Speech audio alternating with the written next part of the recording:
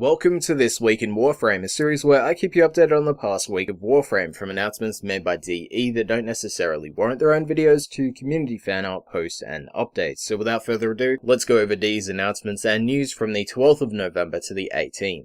Straight off the bat, we have Devstream 101 on Friday. Now there's the possibility of the next Tenogen round containing 30 player created cosmetics, but those items are still being vetted, so it may be a while before we actually see them in game. We also got a look at 3 of the 5 ghoul enemies that are still in development. One has explosive arms, one has a chainsaw, one has dual flamethrowers, and the 4th has a giant tongue attack with blades for hands. The 5th ghoul is yet to be seen. There was also footage of the fan melee weapons animations, with its release possibly coming before the end of the year.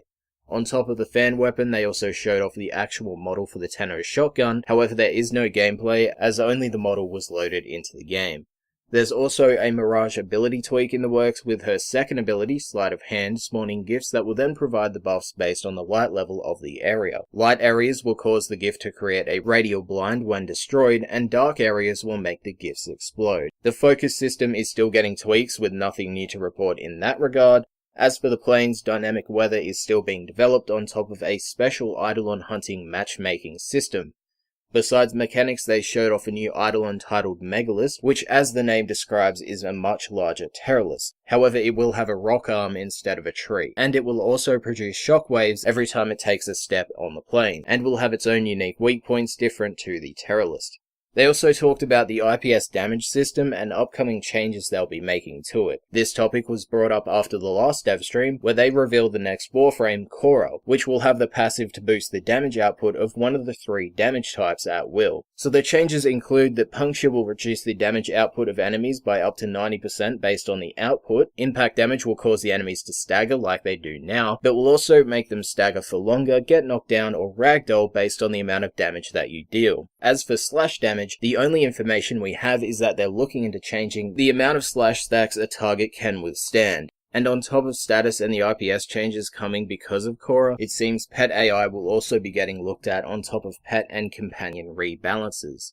Next up, for PC and console players, make sure you redeem this code, dashes included, into the redeem code section of the Warframe website or in your in-game tab to receive a free Vectis and Vectis skin. On top of that, the Twitch Drops campaign is now live for console players, so if you want to receive the Terrorless Sigil and Prominus Wisp Totem, head over to the forum link and get updated on all the information required to do so. We then had update 22.3, which launched Operation Plaguestar on PC. The operation takes place on the plains and runs up until November 27th. If you have a question regarding the operation, there's a link to the official FAQ in the description, as well as a link to my guide video. On top of the operations release, DE also implemented a new reward system for bounties, where players will receive rewards for each stage of a bounty they complete.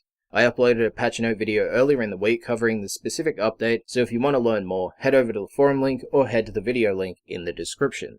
Next, we had Hotfix 22.3.1, which fixed a number of crashes that occurred within the planes, reduced the volume of the Argonac and Astilla, and also changed the firing sounds of the Cycron. Hotfix 22.3.2 increased the spawn rate of the infested on the plains, reduced the drop chance of lenses in the Operation Bounty, and also fixed some more of the crashes. Hotfix 23.3 made it so Konzu explains that Nakuk is the Operation Vendor, as well as fix more crashes. Hotfix 22.3.4 decreased the standing requirements for each operation's standing tier and refunded the standing players had spent prior to the hotfix's release, which is why some of you were boosted up higher than you were initially. The hotfix also reduced the building requirements for the Magus Husk and the Magus Elevate. The Husk now requires 710 Chaotic, and the Elevate requires 230. Now back to consoles. It was Warframe's 4th year anniversary on the PlayStation platform, and to celebrate, PlayStation players will receive an inbox message with the renowned Excalibur Glyph, Cycle 4 Sigil, and a Former.